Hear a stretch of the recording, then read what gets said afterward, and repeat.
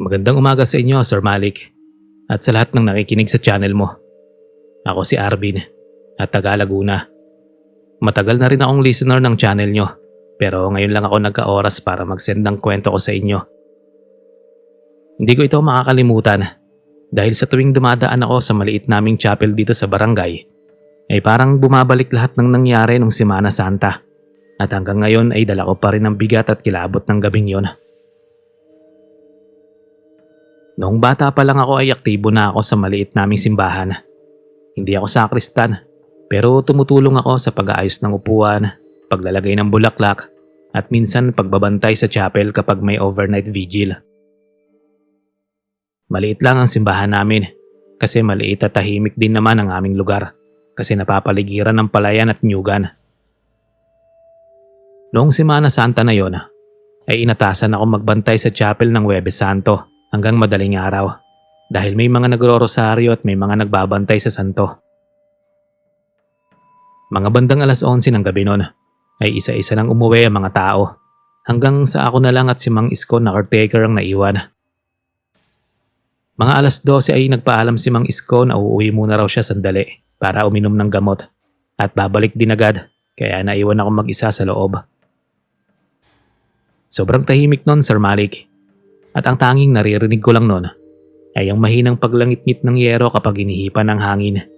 Kaya minsan napapatingin ako sa taas at yung balahibo rin ay tumataas. Nakaupo kasi ako noon sa harap habang nakatingin sa altar. Nakapatay ang karamihan ng ilaw maliban sa 2 kandilang nasa gilid ng santo. Habang nakatulala ako ay may naamoy akong kakaiba. Hindi siya amoy bulaklak at hindi rin kandila. Alam mo yung parang amoy hilaw na karne na medyo panis. Kaya sumingot-singot pa ako noon kasi baka guni-guni ko lang o tinatakot na ako ng sarili kong utak. Makalipas ang ilang minuto rin noon ay may narinig akong mahinang kaluskos sa likod ng retablo. Doon kasi may maliit na silid na pinaglalagyan ng mga gamit sa misa. Inisip ko pa noon na baka may daga o pusa lang.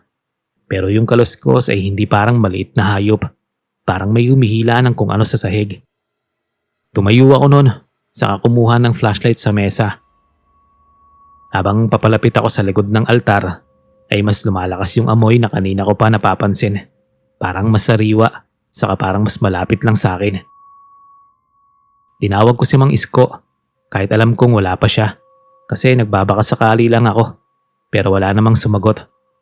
Binuksan ko ang ilaw sa likod, pero mahina ang bumbilya. Pagpasok ko sa maliit na silid na yon, ay wala akong nakita sa una. Mga lumang istola, kahon ng kandila, at mga bulaklak na lantalang. Pero sa sahig, ay may nakita akong basang bakas na parang may tumulo. Pero nagulat at natakot ako nang mapansin kong kulay pula yon. Hindi naman siya sobrang pula, pero parang medyo maitim na. At sinundan ko ng flashlight ang bakas hanggang sa may marinig akong mabagal na paghinga. Sir Malik, hindi ko maipaliwanag kung anong pakiramdam nun. Yung tipong gusto mong tumakbo pero parang may pumipigil sa tuhod mo. Dahan-dahan kong inangat ang ilaw ng flashlight pataas at doon ko siya nakita. Isang babae na nakatayo sa sulok sa likod ng kurtina. Tapos mahaba ang buhok niya na nakatakip sa mukha. Nakasuot siya ng puting bestida na parang damit pang binyag pero marumi na at may mantsa. Hindi siya gumagalaw. Tapos yung likod niya ay nakaharap sa akin. Akala ko nung una ay baka may nakapasok na baliw o may naliligaw. Kaya tinawag ko pa siya na mahina. Ate? Kaso hindi siya sumagot. Tapos unti-unti siyang yumuko na parang may dinidilaan sa sahig. Doon ko narinig ang tunog na hindi ko makakalimutan. Kasi parang may sumisipsip ng sabaw sa mangkok. Nanginginig ang kamay ko habang tinutok ang ilaw sa sahig sa harap niya. Doon ko nakita yung maliit na pusang puti na nakahandusay at hindi na gumagalaw. At ang ulo ng babae ay nakadikit sa leeg ng pusa. Napaatras ako at natamaan ko ang kahon ng kandila. Kaya doon siya napalingon sa akin, Sir Malik. Nung umangat ang mukha niya, nakita ko ang mga mata niyang kulay dilaw na parang pusa rin. Tapos ang bibig niya ay puno ng dugo galing sa pusa na kinakain niya. May tumutulo pa sa baba niya pababa sa leeg. Ngumiti siya sa akin ng sobrang nakakatakot at hindi siya nagsalita.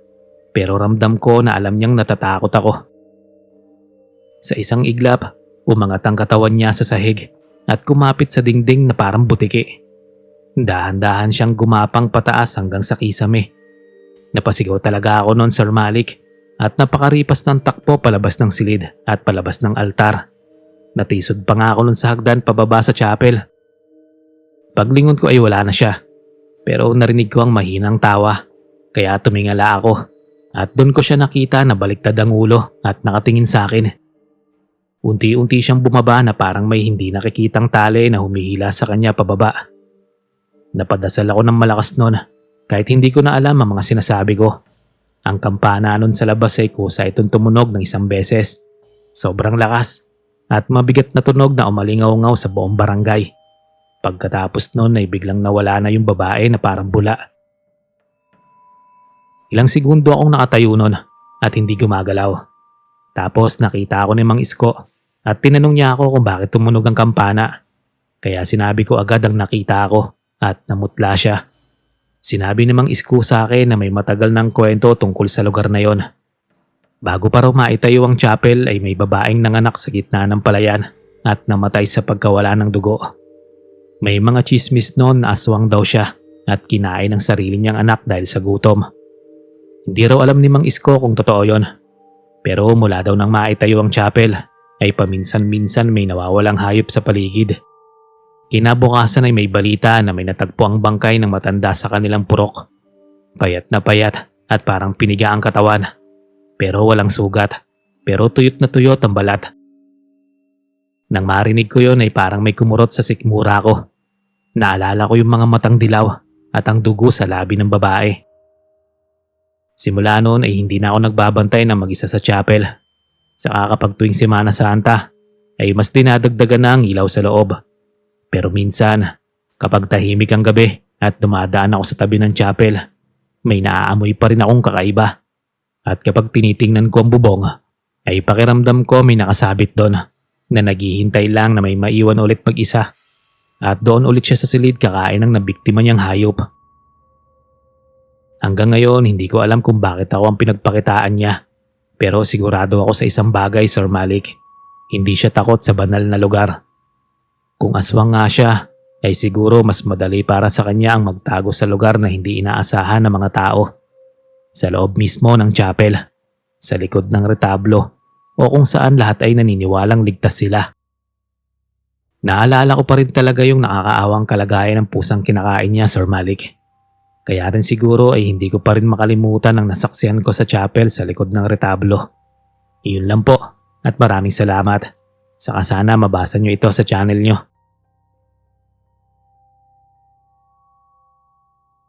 Magandang hapon sa inyo, Sir Van, at sa lahat ng nakikinig sa inyong horror narration channel. Edgar na lang ang itawag nyo sa akin at taga Banggi, Ilocos Norte po ako. Matagal ko nang gustong ikwento itong karanasan ko. Nung teenager kasi ako, ay naatasan akong maglinis at magbantay ng lumang chapel sa bukid namin. Yung chapel na yun ay maliit lang talaga at gawa sa bato at kahoy. Sabi ng matatanda, ay dati raw may malaking balete sa mismong lugar kung saan itinayo ang altar. Pero pinutol daw yon para maitayo ang chapel. Dahil mas magiging banal daw ang lugar. Hindi ko na inalam noon kung ano ang history ng puno. Basta para sa akin, trabaho lang ang pag-aalaga sa chapel. Sa unang mga linggo ko naman sa chapel, ay normal lang ang lahat. Naglilinis ako tuwing umaga at hapon. Nagsisindi ng kandila at sinisiguradong maayos ang altar bago ang misa tuwing linggo. Pero may napansin ako. Tuwing ako lang ang tao sa loob, ay may maririnig akong mahinang kaluskos sa ilalim ng altar. Parang may kumakamot sa kahoy. Pero sa una ay inisip ko na daga lang. Kasi probinsya yon, kaya normal lang may daga. Isang hapon noon, ako lang ang tao sa chapel.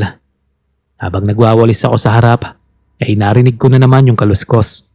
Mas malakas nung hapong yon at hindi lang isang beses yon, kundi sunod-sunod na parang may naglalakad sa ilalim mismo ng sahig ng altar. Tumigil ako sa pagwawalis at nakinig ng mabuti. Pagbalik ko sa pagwawalis ay biglang may kumatok. Hindi sa pinto, kundi sa ilalim ng altar mismo. At doon na ako kinabahan. Lumapit ako sa altar at lumuhod para silipin ang ilalim. Madilim sa loob pero may maliit na siwang sa gilid kung saan pwedeng pumasok ang ilaw. Tinapat ko ang flashlight ng cellphone ko. Wala akong makita nung una kundi alikabok at lumang kahoy. Tapos nung may gumalaw at may dalawang maliliit na mata ang sumilip pabalik sa akin, ay napaatras ako at buntik nang matumba. Mula rin kasi sa siwang na yon ay may lumabas na maliliit na kamay. Maitim ang balat, kulubot at may mahahabang kuko. Kumapit yon sa gilid ng kahoy at unti-unting umangat ang isang maliit na nilalang. Maliit siya, halos kasing liit ng isang 3 taong gulang na bata, pero iba ang itsura. Matulis ang tenga, malaki ang mata, at may maliit na sungay sa noo. Nakatingin siya sa akin habang nakangisi. Hindi ako makagalaw nun dahil sa sobrang takot. Tapos parang nanigas pa ang tuhod ko rin nun. Lumabas pa ang 2 pang katulad niya mula sa ilalim at pare-pareho silang nakatingin sa akin. Tapos sabay-sabay silang nagsalita. Tinabas ng puno, hindi nagpaalam. Doon ko naalala yung kwento sa balete. Biglang may humawak sa akin. Yun pala yung isa sa kanila ay nakalapit na sa paa ko nang hindi ko namamalayan. Napasigaw ako at sinubukang kumawala kasi parang bangkay sa sobrang lamig ng kamay niya. At sa lakas ng paghatak ko noon ay natumba ako sa sahig. Sa pagkakahiga ko, nakita ko silang 3 na nakapaligid sa akin. Hindi sila mukhang galit pero hindi rin sila mukhang mabait kasi parang sinusuri nila ako. Kinilabutan at natakot ako ng sobra sa sinabi nila kasi iaalay daw nila ako. At naramdaman ko na parang may mabigat na pumapatong sa dibdib ko. Hirap akong huminga noon, parang may invisible na kamay na pumipigil sa leeg ko. Sa sobrang takot, naalala ko ang rosaryong nasa bulsa ko. Hinugot ko yon at itinaas kahit hindi ko na alam kung tama pa ba ang pagdarasal ko. Biglang nag-iba ang ekspresyon ng mga nilalang kasi nakita akong napangiwi sila at napaatras. Ang isa sa kanila sumigaw ng manipis at matinis na tunog na halos sumabog ang tenga ko. Sa isang iglap ay gumapang silang pabalik sa ilalim ng altar at nawala sa dilim. Naiwan akong hinihingal sa sahig. Akala ko tapos na. Pero kinagabihan, habang may misa ay napansin ko na parang mas malamig ang hangin sa may altar. Yung kandila sa gitna naman ay kusa itong namamatay kahit walang hangin. May mga bata rin nagsabi na may nakita raw silang maliliit na anino sa gilid ng altar. Ikinuwento ko ang nangyari kay Kapitan at sa pare. Nung una ay hindi sila naniniwala sa akin. Pero nang mag-umpisang magkasakit ang ilang bata na laging naglalaro sa paligid ng chapel, ay nagpasya rin silang mag-alay. Isang umaga, naglagay sila ng pagkain, kanin, itlog at prutas sa ilalim ng altar at may kasamang dasal at paghingi ng tawad. Ayon sa matatanda ay dapat daw talagang humingi ng permiso bago magtayo ng kahit ano sa lugar na dating tirahan ng mga hindi nakikita. Pagkatapos noon ay tumigil ang kaluskos. Wala nang katok at wala nang mga matang sumisilip sa siwang.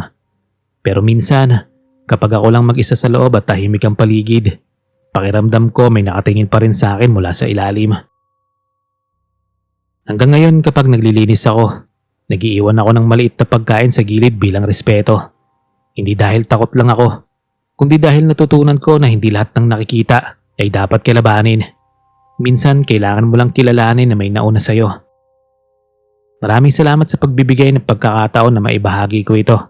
Sana po ay magsilbi rin itong babala sa iba at maraming salamat din sa channel nyo dahil sa pakikinig sa mga kwento o karanasan naming tulad nito. God bless po sa inyo at sa lahat ng nakikinig sa inyo.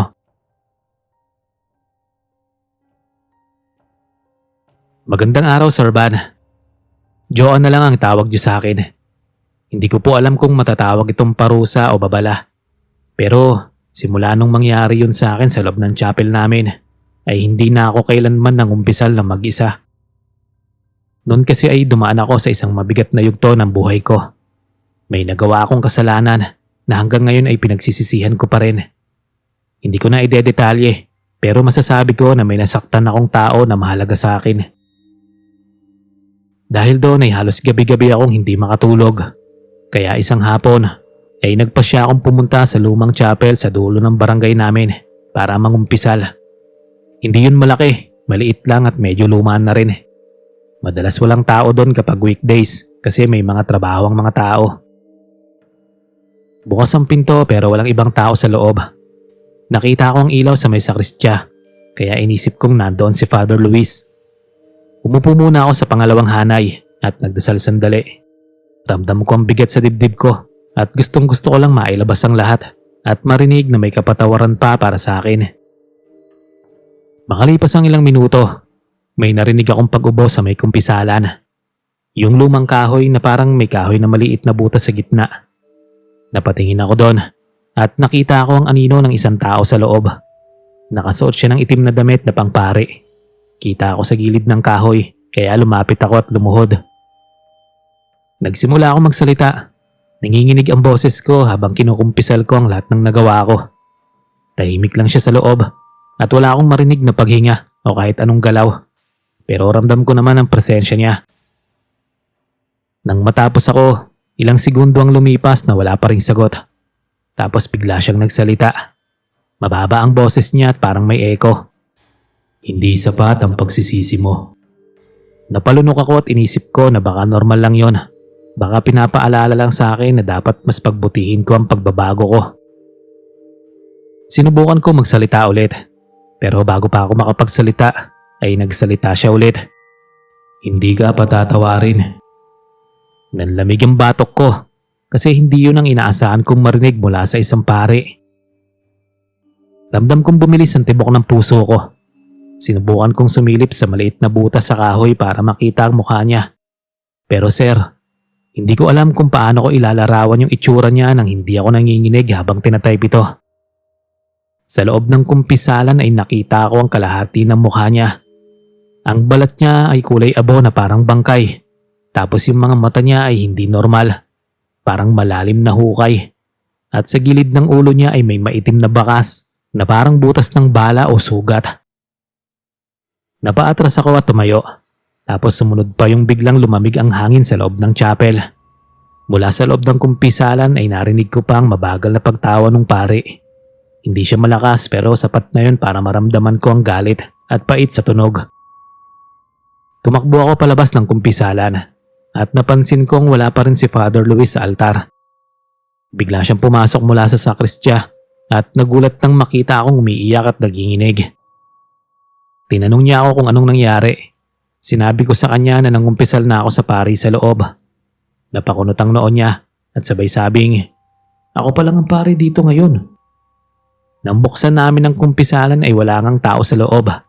Pero ang loob nito ay sobrang lamig, parang may yelo sa hangin at sa upuan ay may bakas ng maitim na parang uling.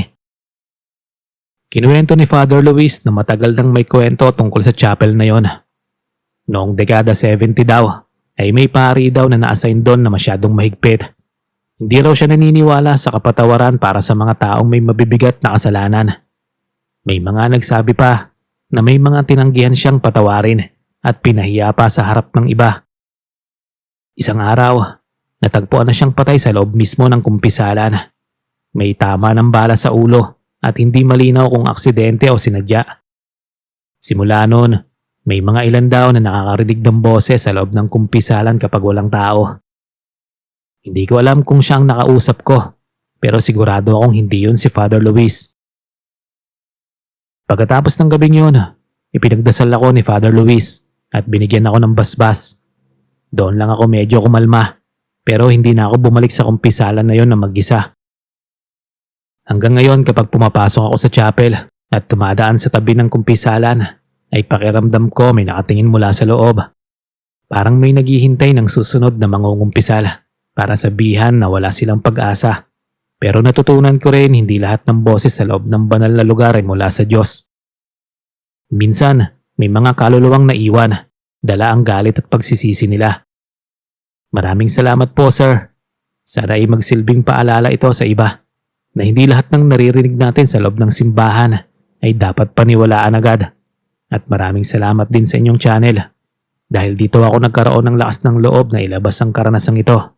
God bless sa inyo, sa lahat ng listeners nyo at more subscribers sa channel nyo. Mapagpalang araw po sa inyo. Noel nga pala at Tagalokban, Quezon Province. Matagal na akong listener ng channel nyo, Sir Van. At maraming beses ko na rin naisip na ibahagi ito. Pero parang may pumipigil sa akin noon. Ngayon ko lang po naramdaman na handa akong ikwento ang nangyari sa lumang chapel malapit sa palayan namin. Ang chapel na hanggang ngayon ay iniiwasan ko pa ring daanan kapag hapon o paggabi na. Lumaki ako sa probinsya at ang chapel namin ay nasa gilid ng malawak na palayan. Maliit lang na kapilya na may sementong sahig at kahoy na bubong. Sa likod nito ay may malaking kahoy na krus na nakatirik sa lupa. Mas matanda pa raw kaysa sa mismong chapel. Sabi ng matatanda, dati raw ay may punong nakatayo doon bago pa maitayo ang krus. At may mga kwento tungkol sa mga hindi nakikita na naninirahan sa lugar. Bata pa ako noon, mga 10 taong gulang, at madalas kaming maglaro ng mga kalaro ko sa likod ng chapel habang nag-uusap-usap ang mga matatanda sa loob. Doon kami nagtataguan, naghahabulan, at kung ano-ano pa. Isang araw noon ng hapon, ay may napansin kaming batang hindi namin kilala na nakatayo sa likod ng krus. Maputi siya, maliit at tahimik lang. Akala namin bagong lipat sa barangay, kaya inaya namin siya maglaro. Hindi siya nagsasalita pero sumusunod siya sa amin. Kapag tumatawa kami ay nakangiti lang siya. May kakaiba sa kanya. Pero bata lang kami noon kaya hindi na namin yun inisip. Napansin ko lang, Sir Van, na kahit pawis na kami sa kakalaro. Pero siya ay parang hindi napapagod. Hindi rin siya nadudumihan kahit gumugulong sa lupa. At kapag tinatanong namin kung saan siya nakatira, ay itinuturo lang niya ang likod ng krus. Isang araw din noon ay naglakas loob akong sundan siya. Hapon yun, medyo papalubog na ang araw at nagpaalam ako sa mga kalaro ko at sinundan ko siya habang naglalakad siya papunta sa likod ng malaking kahoy na krus. Pagdating doon ay bigla siyang huminto at tumingin sa akin. Tapos ngumiti siya at bigla na lang siyang nawala sa likod ng krus. Hindi siya tumakbo, hindi siya nagtago. Parang lumusot siya sa mismong kahoy. Napatingin ako sa paligid at napansin kong may maliit na butas sa lupa malapit sa pundasyon ng krus. Hindi yun halatang butas sa unang tingin. Parang parte lang ng lupa. Pero nang yumuko ako't sumilip, may nakita akong kakaibang liwanag sa loob. Sir Van, hindi ko maipaliwanag kung paano nagkasya ang nakita ko sa maliit na butas na yon. Sa loob parang may maliit na espasyo na mas malaki kaysa sa labas. Parang may mundo sa ilalim ng lupa.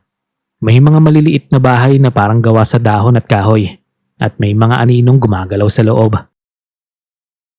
Sa gitna ng maliit na espasyong yon ay nakita ko yung batang kalaro namin. Nakaupo siya sa parang maliit na upuan na parang trono. Nakatingin siya sa akin at hindi na siya nakangiti. Seryoso na ang mukha niya. Tapos biglang may narinig akong pabulong sa paligid ko. Napalingon ako pero wala namang tao sa likod ko. Pagbalik ko ng tingin sa butas, mas lumapit na sa bunganga ng lupa ang bata. Bigla akong may naramdamang malamig na hangin sa batok ko. May maliit na kamay na humawak sa braso ko. Pagtingin ko ay may isa pang maliit na nilalang sa tabi ko. Hindi siya mukhang tao.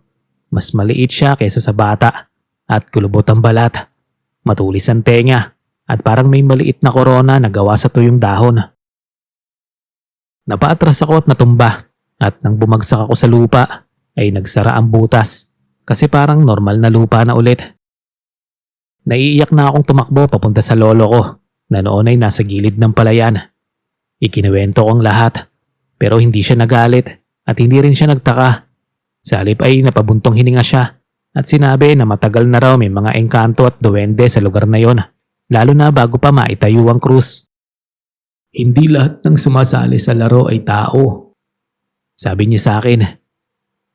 Kinagabihan din noon na inilagnat ako. Mataas ang lagnat ko at hindi maipaliwanag ng doktor kung bakit. Sinabi ng lolo ko na baka raw may nagalit kaya kinausap niyang isang matandang albularyo sa kabilang barangay. Kinabukasan, nag-alay kami ng pagkain at nagdasal sa likod ng krus. May iniwan silang kanin, itlog at candy. Habang ginagawa yon ay ramdam ko ang malamig na hangin na umiikot sa amin at parang may mga matang nakatingin mula sa ilalim ng lupa. Pagkatapos ng alay, unti-unti akong gumaling. Pero simula noon ay hindi na namin nakita ang batang nakipaglaro sa amin. Akala ko rin noon ay tapos na. Pero isang gabi, mga ilang taon na ang lumipas. Dumaan ako sa likod ng chapel pauwi galing sa palayan. Madilim na at halos wala nang tao sa paligid. Pagdaan ko sa likod ng krus, ay may narinig akong mahinang tawanan. Pamilyar ang tunog kasi parang boses ng bata na naging kalaro ko noon. Kaya hindi ko na tiningnan at hindi na ako lumingon. Naramdaman ko na lang na parang may maliit na yabag na sumusunod sa likod ko hanggang makarating ako sa bahay. Pagkapasok ko ay doon lang tumigil ang pakiramdam na yon. Hindi ko na pinapayagan ng mga anak ko na maglaro sa likod ng chapel kapag hapon o paggabi na. Hindi ko sinasabi ang buong detalye sa kanila, pero sapat na ang babala ko dahil natutunan ko na may mga lugar na kahit lagyan mo ng krus o tayuan mo ng chapel, may nauna nang nakatira doon at hindi sila basta-basta umaalis. Sana ay magsilbi itong paalala sa iba na igalang ang lugar na hindi natin lubos na pamilyar at sana marinig ko rin ang karanasan ko sa channel nyo, Sir Van. God bless po sa inyo. Maraming salamat, Sir Van.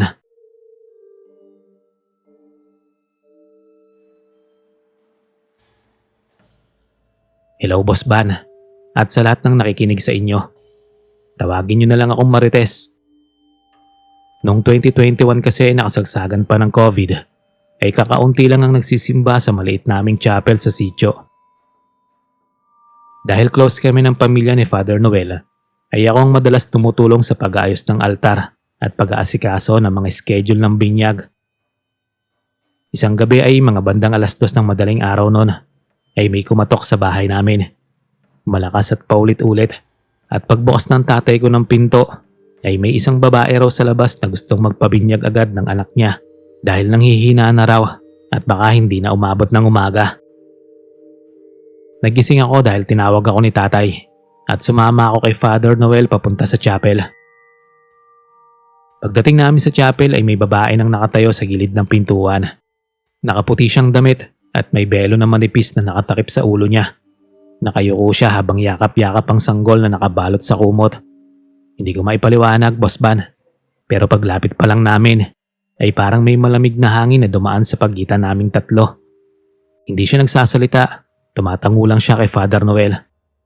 Pumasok kami sa loob, tapos ako naman ang nagbukas ng ilaw sa altar at nagsinde ng kandila. Nagtaka rin ako kasi wala akong marinig na iyak ng sanggol. Doon pa lang ay medyo kinabahan na ako.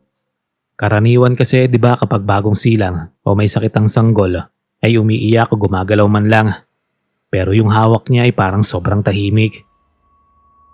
Sinimulan na ni Father Noel ang dasal. Nang lapitan niya ang babae para kunin ang bata, ay napansin kong hindi niya agad inabot kasi yung itsura at kilos niya ay parang nag-aalangan pa. Dahan-dahan niyang inalis ang belo sa mukha niya, tapos sobrang puti niya, Boss Van. Hindi yung natural na kaputian ng ibang kano o tao, kundi parang hindi na dinadaluyan ng dugo, pero yung labi niya medyo maitim. Nang ibigay niya ang sanggol kay Father Noel, ay doon ko nakita ang kamay niya. Mahaba ang mga daliri at parang sobrang nipis ng balat kasi ugatan siya. Tipong kitang-kita yung ugat niya talaga. May parang maitim naman siya sa gilid ng kuko niya na sa unang tingin nakala ko dumilang pero mukhang natuyong dugo. Tinanggal ni Father Noel ang kumot sa mukha ng sanggol. At Boss Van, hindi ko alam kung paano ko i-describe yung nakita ko. Hindi siya mukhang normal na sanggol. Kulubot ang balat na parang matanda na. Tapos yung mata niya, bukas na bukas at nakatingin siya diretso sa akin. Nanginginig ako pero hindi ako makapagsalita. Pero sinimulan pa rin ni Father Noel ang pagbuhos ng banal na tubig sa noo ng bata. Sa unang patak pa lang, ay biglang sumingasing ang tunog sa loob ng chapel. Parang may hangin na biglang pumasok kahit sarado ang pinto. Namatay ang isang kandila. Pagkatapos nun ay dahan-dahan na tumingala ang babae. Doon ko nakita ang mata niya na sobrang itim, parang wala nang natirang puti. Nakangiti siya habang nakatingin kay Father Noel. At ang nakakatakot pa ay hindi siya nagsasalita, pero naririnig ko ang mabagal niyang paghinga na parang humihigop. Sa pangalawang patak ng tubig ay biglang gumalaw ang bata. Hindi siya umiyak, pero ibinuka niya ang bibig niya ng sobrang laki. Nakita akong maliliit na matutulis ng ngipin sa loob. Kumapit siya sa kamay ni Father Noel gamit ang dalawang kamay niya na parang may lakas ng matanda. Napaatras si Father Noel at nabitawan ng bata, pero hindi ito bumagsak sa sahig.